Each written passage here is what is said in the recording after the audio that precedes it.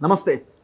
తెలంగాణలో ఇప్పుడు జరుగుతున్న చర్చ చెరువులు రక్షించాలి అని ప్రభుత్వం హైడ్రా అని ఒక వ్యవస్థను ఏర్పాటు చేసింది. ఈ వ్యవస్థకి రంగనాథ్ని కమిషనర్గా పెట్టింది.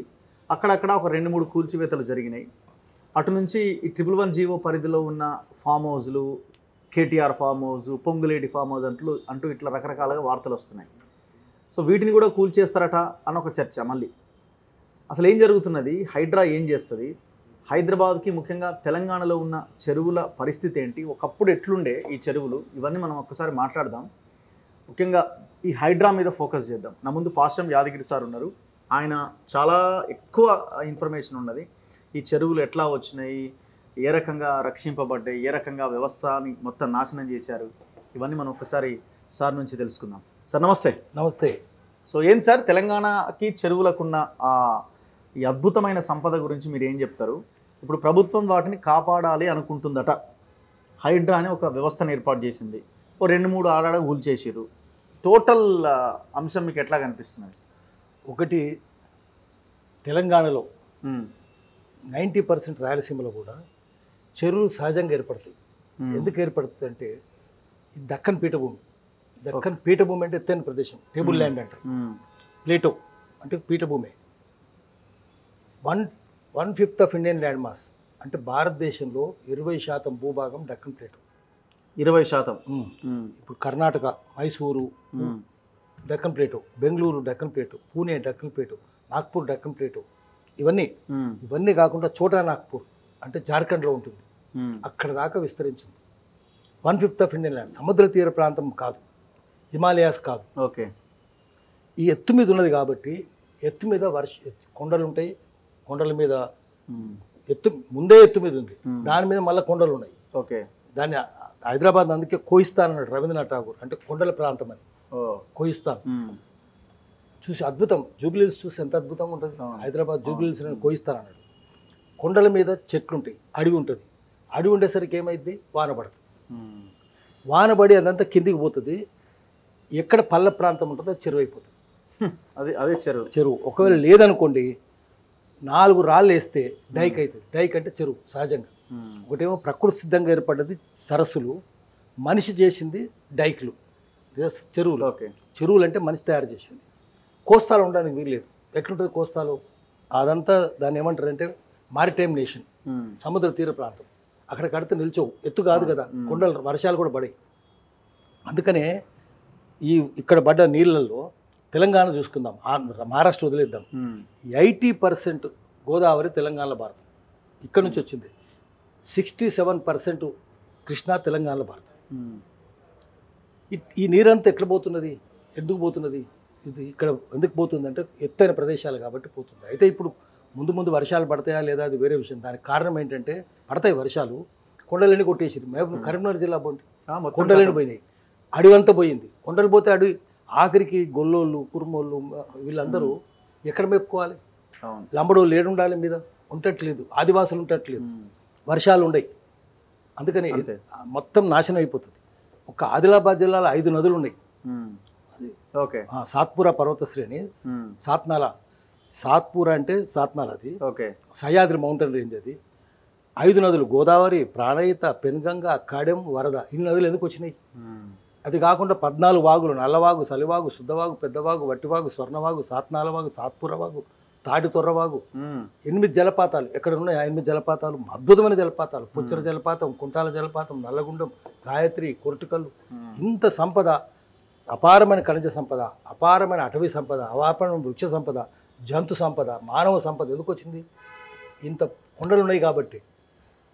అన్నిటికంటే పెద్దది ఎక్కడుంది? మహబూబ్ ఘాట్, నిర్మల్ పక్కన. నిర్మల్ చుట్టూ 16 చెరువులు కదా. ఇదంతా మొత్తం నాశనం చేస్తున్నారు.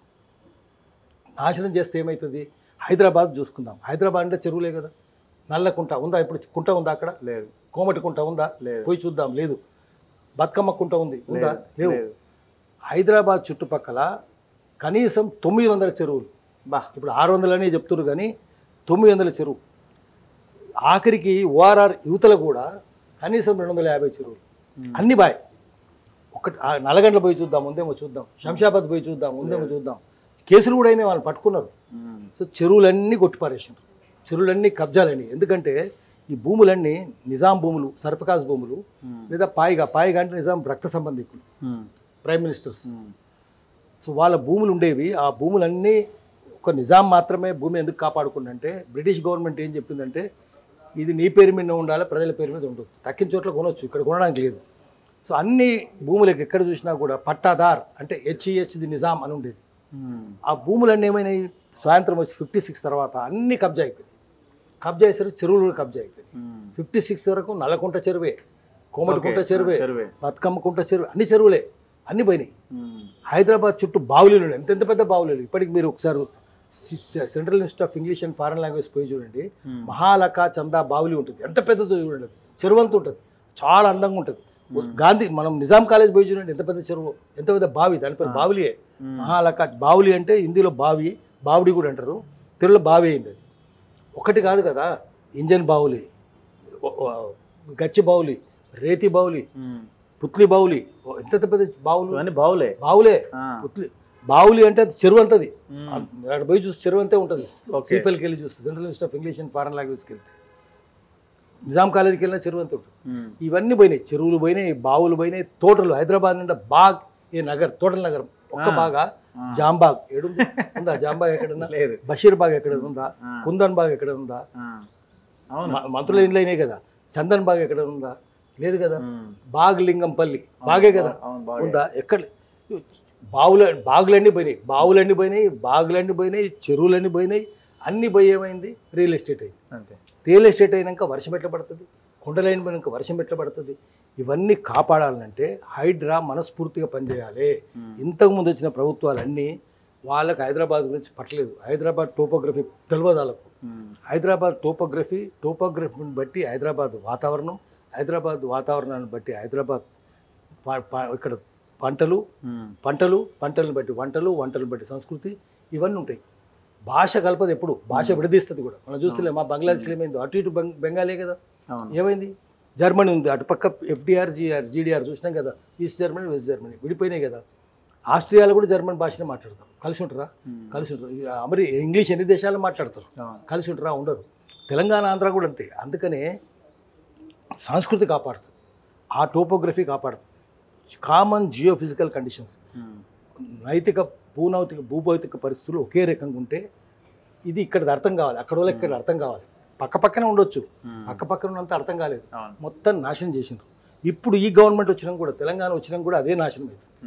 దీన్ని కాపాడుకోవాలి. హైడ్రా అనేది వచ్చి అది మనస్ఫూర్తిగా పనిచేయాలి, డ్రామా చేయొద్దు. డ్రామా చేస్తే మళ్ళీ అది హైడ్రా పెనుభూతం అవుతుంది. హైడ్రా అంటే మనం చూసినాం కదా, అమీబా హైడ్రా ఉంటుంది, పాకుతూ ఉంటుంది. హైడ్రా పాకుతూ పోతుంది.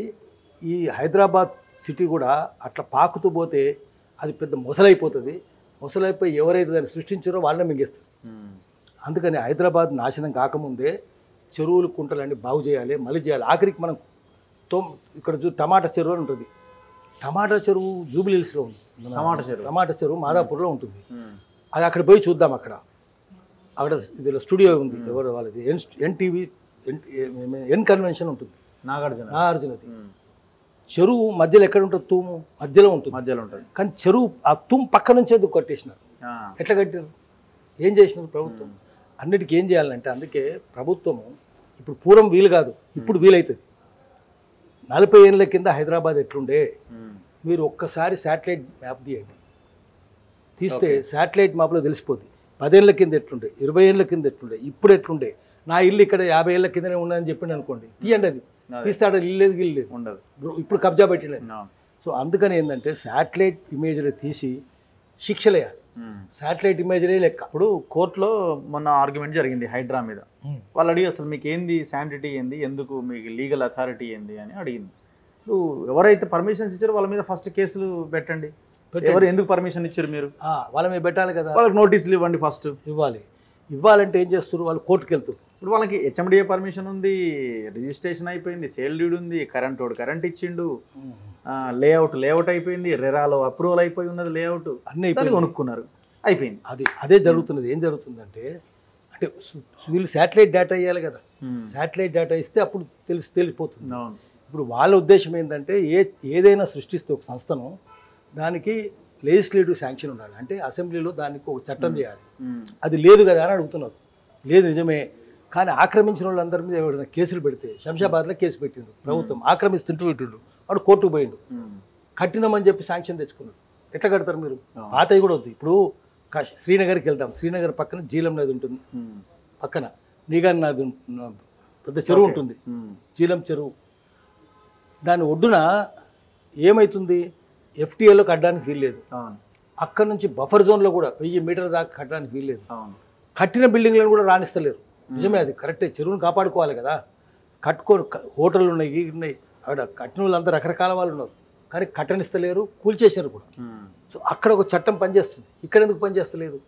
పాతవి కట్టినవి కూడా నువ్వు ఎప్పుడో కట్టినవు కాబట్టి చట్టం రాకముందు నువ్వు చేసుకో, కానీ ఇప్పుడు చట్టం వచ్చినాక మాత్రం చేయడానికి వీల్లేదని చెప్తుంది.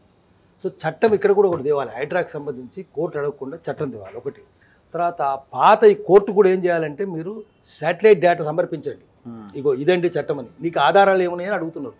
నిజమే, ఆధారాలు ఏముంటే ఇగో శాటిలైట్ డేటా ఉంది చూడండి, 40 ఏళ్ళ కింద ఎట్లుంటే హైదరాబాద్ ఇప్పుడు ఎట్లున్నది, ఇక్కడ చెరువు ఉండింది, ఇవి ఎట్లా చేసిండ్రు, ఆ పక్కనే ఎన్ కన్వెన్షన్ హాల్ పక్కన తూమ్ పక్కన ఉన్నది, ఎట్లుంది 40 ఏళ్ళ కింద ఉందా? ఫస్ట్ వీళ్ళు పెద్దోళ్ళ మీద పడాలి కదా సార్, పెద్దోళ్ళ మీద పెద్ద కంపెనీలు ఉన్నాయి, వాళ్ళ మీద పడాలి. ఒక వాసవి గ్రూప్ మీద చేస్తే ప్రెస్ మీట్ పెట్టి వాళ్ళు మేము చాలా అద్భుతము, మేమే ప్రభుత్వం రిక్వెస్ట్ చేస్తే 2 చెరువులు మాకు ఇస్తే మేమే చెరువుని డెవలప్ చేస్తున్నాం అంటున్నారు.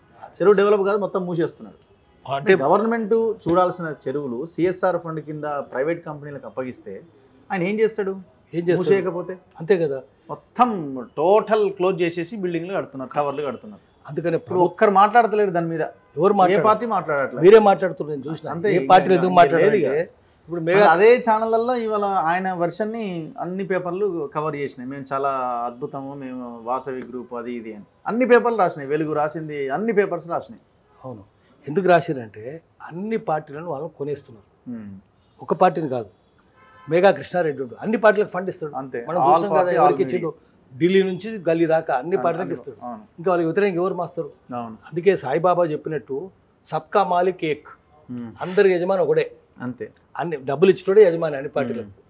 కాబట్టి వాడు అదే ఈయన కూడా చెప్పిండు కదా, కులము కలిగిన వాడు, బలము కలిగిన వాడు, విద్య చేత విర్రవీగువాడు, పసిడి కలిగిన వాడిని బానిస కొడుకురా అన్నాడు వేమన. అంతే, పసిడి వాడు ఇస్తున్నాడు, వాడు ఎవడు మాట్లాడతలేడు. అంతే, అందుకని అది వీళ్ళు ఎవరు మాట్లాడరు, రాజకీయ నాయకులు మాట్లాడరు. కానీ నీకు చెరువు అబద్ధాలు చెప్పదు కదా, నువ్వు శాటిలైట్ డేటా అబద్ధాలు చెప్పదు కదా, నువ్వు అబద్ధాలు చెప్తావు, సాక్షి అబద్ధాలు చెప్తాడు, కానీ ఆధారాలు చెప్తాయా? ఆధారాలు చెప్పాయి. అందుకని తీసుకొచ్చేయాలి. కోర్టుకు పోతారు, ఏండ్లు ఎవడైనా కేసు పెడితే కూడా ఏం చేస్తారంటే, రేపు ఎల్లుండి తీసుకొని జడ్జిలు పోతారు, వాళ్ళు పోతారు, వీళ్ళు పోతారు, ఏం లేను గడుస్తుంది, కానీ అక్కడ చెరువు మాత్రం పోదు, మన కబ్జాలు మాత్రం పోవు. ఈ లోపల అది ముసలిది అయిపోతుంది, బిల్డింగు పోతుంది, ఉంటుంది, వాని డబ్బులు అయితే మనకు వచ్చేస్తాయి.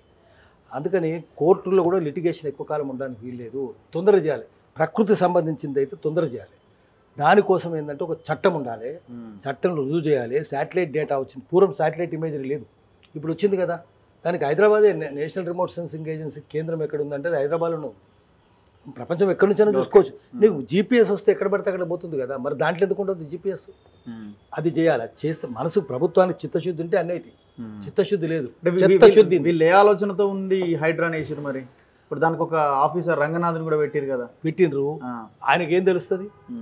ఆయనకి ఎందుకు పెట్టినా తెలియదు, చేయమని చెప్తారు, 4 రోజులు అయినాక ఆపేస్తారు. అంతే. ఇప్పుడు చట్టం ఎందుకు చేయలేదు అని అంటే, చట్టం చేస్తే వాళ్ళకి శిక్షలు పడతాయి. ఇప్పుడు హైడ్రాన్ చట్టం కింద చేసి బాడీ కాన్స్టిట్యూట్ చేయాలి, లీగల్ శాంక్షన్ ఉండాలి దానికి. లీగల్ అంటే లెజిస్లేటివ్ శాంక్షన్, చట్టం చేయాలి. అసెంబ్లీలో చట్టం చేసి దానికి గవర్నర్ ఆమోద ముద్ర వేసి అసెంట్ అంటాం, వేసిన తర్వాత చట్టం అవుతుంది. సో అట్లా చేస్తే అప్పుడు ఏమైందంటే కోర్టులు గీటులు ఏం మాట్లాడాలనుకుంటుంది. ఇది చేస్తుందా లేదా మనం చూడాలి. ఇప్పుడు ప్రభుత్వానికి చిత్తశుద్ధి ఉందా, చిత్తశుద్ధి ఉందా? చిత్తశుద్ధి ఉంటే ఏమవుతుంది, చిత్తశుద్ధి ఉంటే ఇప్పుడు వీళ్ళు ఫామ్ హౌస్ల మీద లొల్లి పెట్టుకుంటారు. కేటీఆర్ ఫామ్ హౌస్ ఉందని వీళ్ళు, లేదు పొంగులేటి ఫామ్ హౌస్ ఉంది, ఇంకొక ఆయన ఫామ్ హౌస్ ఉంది, వివేక్ ఫామ్ హౌస్ ఉంది, పట్నం మహేందర్ రెడ్డి ఫామ్ హౌస్ ఉందని వీళ్ళు, మాకు 2-3 ఉంది, మీకున్నది సవితా ఇంద్రారెడ్డికి ఉంది, ఆయనకు దీనికి ఉందని వీళ్ళు. ఈ 111 జీవోని ఉల్లంఘించి మొత్తం ఫామ్ హౌస్లు కట్టారు. అక్కడ పనాద్ కాలువ అని ఒకటి ఉంది, దాని మీద మొత్తం కన్స్ట్రక్షన్స్ ఉన్నాయి. పనాద్ కాలువ సంథింగ్ ఏదో, బునియాది కాలువ, బునాది గాని కాలువ ఒకటి ఉంది ఇక్కడ పిరంగితో పాటు, ఇంకేదో పక్కన ఇంకొక లింక్ కాలువ ఒకటి ఉన్నట్టుంది. మొత్తం అన్ని నాలాలు కబ్జా చేసి ఫామ్ హౌస్లు కట్టేసుకున్నారు. కాంక్రీట్ నిర్మాణాలు కట్టడానికి వీల్లేదు అక్కడ 111 జీవో నిబంధనల ప్రకారంగా. ఆల్మోస్ట్ లీడర్లు, సినిమా స్టార్లు, ఎన్ఆర్ఐలు వీళ్ళే ఉన్నాయి.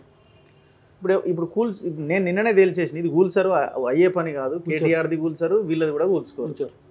ఎందుకు కూల్చారంటే వాళ్ళు చెరువు చుట్టూ ఉండాలని చెప్పి కట్టుకున్నారు. కానీ మోక్షగుండం విశ్వేశ్వరయ్య నిజాం చెప్తే 1908లో ఫ్లడ్స్ వచ్చి హైదరాబాద్ కొట్టుకుపోయినప్పుడు మహబూబ్ అలీ ఖాన్ ఏడ్చి చచ్చిపోయింది, చచ్చిపోయింది కూడా పాపం. ఆయన ఆ రోజు తర్వాత ఉస్మాన్ అలీ ఖాన్ వచ్చి ఎట్లా చేయాలి, హైదరాబాద్ని ఎట్లా కాపాడాలంటే వరదలు రాకుండా కాపాడాలి అంటే ఏం చెప్పిండంటే ఉస్మాన్ సాగర్ మీద హిమాయత్ సాగర్ మీద అంటే దాని పేరు మూసా నది. మూసా అంటే మోజెస్, ఇది ఈసా నది. ఈసా అంటే జీసస్. ఈ ఈసా నది మీద హిమాయత్ సాగర్ కట్టిండ్రు, మూసా నది మీద ఉస్మాన్ సాగర్ కట్టిండ్రు. అది కట్టి ఆ రోజు ఏం చెప్పిండంటే విశ్వేశ్వరయ్య చుట్టుపక్కల ఎక్కడ ఆవాసాలు ఉండొద్దు, ఉంటే ఆ చెత్తంతా దీంట్లోకి వస్తుంది. హైదరాబాద్ ఒకసారి ఫస్ట్ అది కడితే హైదరాబాద్ వరదలు రావు, కొట్టుకుపోదు. రెండవది ఆ నీళ్ళని హైదరాబాద్ ప్రజలు తాగొచ్చు. అప్పుడు 5 లక్షలు 10 లక్షల జనాభా తాగొచ్చును. తాగితే రోగాలు రావు, మంచినీరు. కాబట్టి BOD బయలాజికల్ యాక్సిడెంట్ డిమాండ్స్ అందులో ఉండొద్దు, కెమికల్ యాక్సిడెంట్ డిమాండ్స్ కూడా ఉండొద్దు. అంటే పరిశ్రమల నుంచి వచ్చే వ్యర్థాలు రావద్దు, ఇళ్ళ నుంచి వచ్చే వ్యర్థాలు కూడా రావద్దు. అట్లా ఆ రోజు చట్టం చేసిండ్రు. దాని తర్వాత 111 జీవో అన్నారు, వేరే విషయం. ఆ రోజు 111 జీవో కాదు, చట్టం ఉంది. తర్వాత 111 జీవో అన్నారు, అది కూడా మంచిదే. కానీ ఏం చేసిండ్రు, చిన్న కేసీఆర్ వచ్చినాక రద్దు చేసిండ్రు. రద్దు చేస్తే కాంగ్రెస్ వాళ్ళందరూ పోయి కొబ్బరికాయలు కొట్టారు, 111 కొబ్బరికాయలు కొట్టారు. వాళ్ళు వీళ్ళందరూ కలిసే ఉన్నారు, మొత్తం కలిసే ఉన్నారు. అక్కడ కాలేజీలు ఎట్లు వస్తాయి, కొత్త భవనాలు రావడానికి వీల్లేదు, కొత్త జనాభా రావడానికి వీల్లేదు. అక్కడ పాతవి మాత్రమే ఉండాలి. పెద్ద మంగళారం ఉంది, పెద్ద మంగళారమే ఉండాలి, పక్కన వేరే ఉండడానికి వీల్లేదు. రెడ్డిపల్లి ఉంది, రెడ్డిపల్లె ఉండాలి, పక్కన వేరే ఉండడానికి వీల్లేదు. అక్కడ హిమాయత్ నగర్ ఉంది, హిమాయత్ నగరే ఉండాలి, బుద్ధోలే ఉండాలి. హిమాయత్ నగర్లో ఎన్టీఆర్ ఆశ్రమం ఉండేది, వేరే విషయం. అసలు ఎన్టీఆర్ ఆశ్రమం కూడా విరుద్ధమైంది, కానీ చిన్నది, అది పెద్దదేం కాదు. హిమాయత్ సాగర్ రోడ్డు, ఉస్మాన్ సాగర్ రోడ్డున ఇవన్నిటిని ఉల్లంఘించి 111 జీవో రద్దు చేశారు. మళ్ళీ ఏమైంది, జనం అంతా చెప్పినాక ఉన్నదని చెప్తున్నారు, కానీ ఇప్పటిదాకా దాన్ని ఉల్లంఘిస్తూనే ఉన్నారు. హైదరాబాద్ ఆ నీళ్ళు మురికి నీళ్ళు తాగాలన్నా, హైదరాబాద్లో హిమాయత్ సాగర్ నీళ్ళు వస్తే మురికి నీళ్ళు తాగాలన్నా? ఇప్పుడు వాళ్ళు చేసింది మంచిది కదా, అంత మంచిది చేసిన దాన్ని మీరు ఎందుకు ఉల్లంఘిస్తున్నారు? ఆ రోజుల్లో 1920 కంప్లీట్ అయింది హిమాయత్ సాగర్, ఉస్మాన్ సాగర్. ఇప్పుడు ఎన్నేళ్ళు, 100 ఏళ్ళు దాటిపోయింది కదా. మరి ఇంత జరిగినాక కూడా ఎందుకు నాశనం ఇంకా ఎంత గట్టిగా ఉన్నాయి చూడండి. ఇప్పుడు మీరు గట్టిన ఏమో అన్ని కూలిపోతూనే ఉన్నాయి, కానీ 100 ఏళ్ళు దాటినాయి గట్టిగా ఉన్నాయి కదా. ఎందుకు ఉన్నాయి గట్టిగా? ఎన్ని వరదలు వచ్చినా ఎందుకు నిలబడుతుంది అది?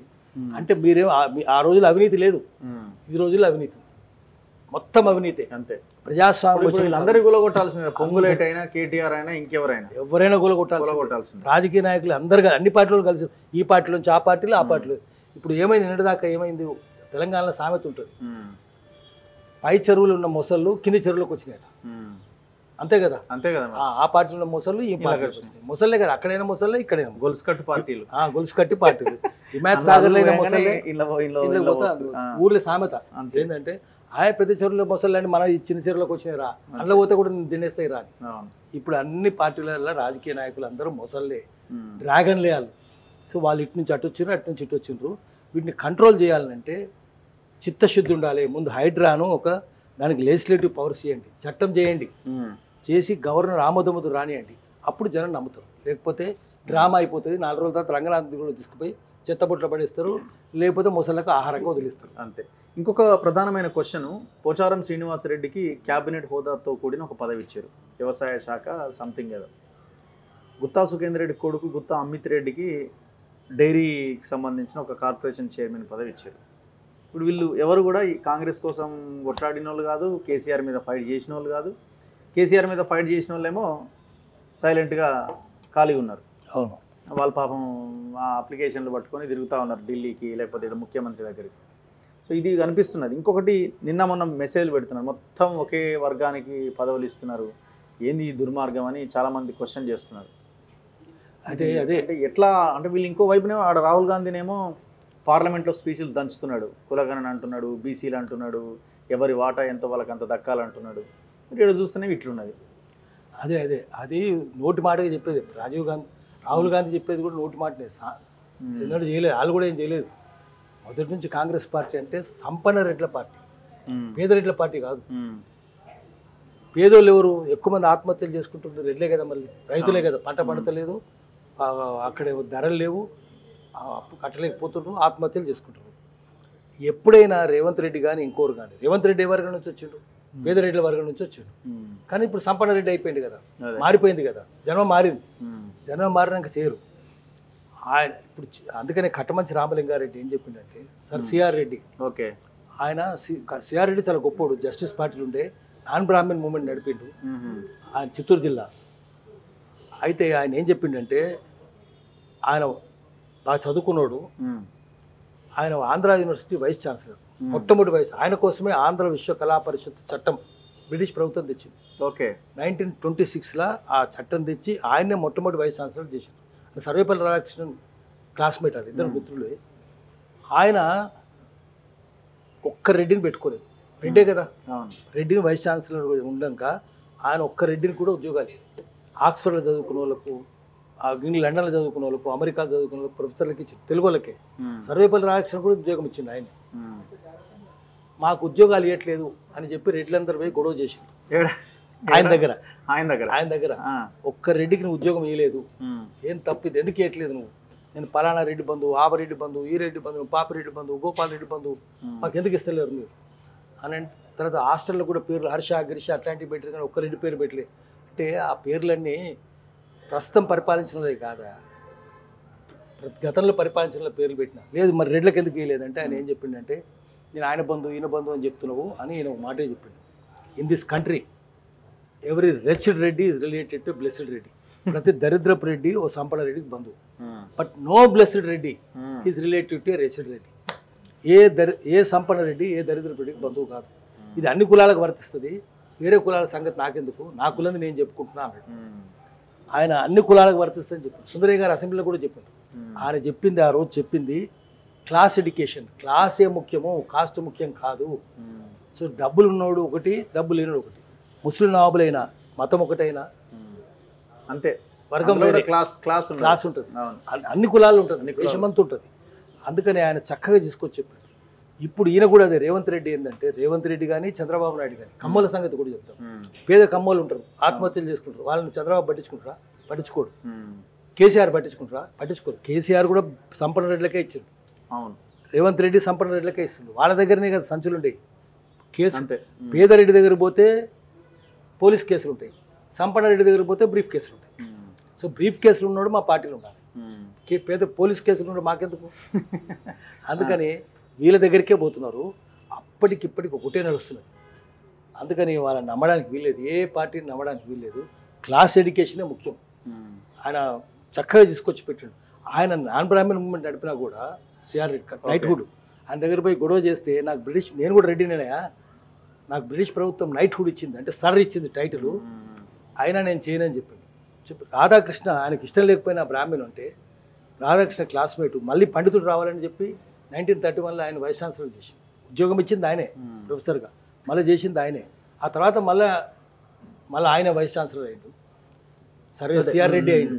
కానీ ఏదేమైనా వాళ్ళకు పద్ధతి ఉండేది. అది ఆ రోజు నుంచి ఈ రోజు ఎప్పుడో చెప్పిండు, 26లో చెప్పిండు, 27లో చెప్పిండు. ఏంటంటే ఇటువంటి రేవంత్ రెడ్డి అట్లే ఉంటాడు, చంద్రబాబు నాయుడు అట్లే ఉంటాడు, కులానికి చేరాళ్ళు, కులానికి కాదు కానీ సంపన్నులకు చేస్తారు, తమ కులంలో సంపన్నులకు చేస్తారు వేరే. అందుకనే పోచారం కావచ్చు, ఇంకోరు కావచ్చు, గాచారం కదా, పోచారం అంటే తెలంగాణకు పెట్టిన గాచారమే. ఆయన మేము తెలంగాణ కామారెడ్డిలో మీటింగ్ పెడితే కూడా రాలేదు ఆయన, వచ్చినా కూడా దూరంగా నుంచి తమాషా పోచారం అప్పట్లో మూమెంట్లో అప్పుడు అక్కడ విఠలని ఉండేవాడు, రాత్రిక విఠల్ పెద్ద మీటింగ్ పెట్టాడు. మేము కోపడ్డం కూడా, ఎందుకు దూరం నుంచి ఎందుకు నిల్చుంటారు అని. సో అందుకని వాళ్ళు ఎవ్వరు రారు ఉద్యమంలో. ఇప్పుడు ఉన్న వాళ్ళు ఎవ్వరు లేరు, మంత్రులు ఎవరున్నారు అంటే ఎవ్వరు లేరు, సీఎంఏ లేడు. చంద్రబాబు నాయుడు దగ్గరనే, చంద్రబాబు నాయుడు వల్లనే నా తెలంగాణ ఉద్యమం వచ్చింది. అందుకని వీళ్ళు ఎవరు లేరు. ఇప్పుడు చేయవలసింది ఏంటంటే ప్రజల్ని చైతన్యవంతం చేయాలి, వర్గ చైతన్యం కూడా కలిగించాలి, రెడ్లకు కూడా కలిగించాలి, కమ్మోళ్ళకు కూడా కలిగించాలి. వర్గ చైతన్యం ముఖ్యము, వర్ణ చైతన్యం కాదు. వర్గంలో వర్ణం ఉంది, వర్ణంలో వర్గం ఉంది, ఒక దాంట్లో ఒకటి ఇంకోటి ఉన్నాయి, రెండు ఇంటర్ట్వైన్ అయినాయి. అట్లా చేయాలని చెప్పాలి.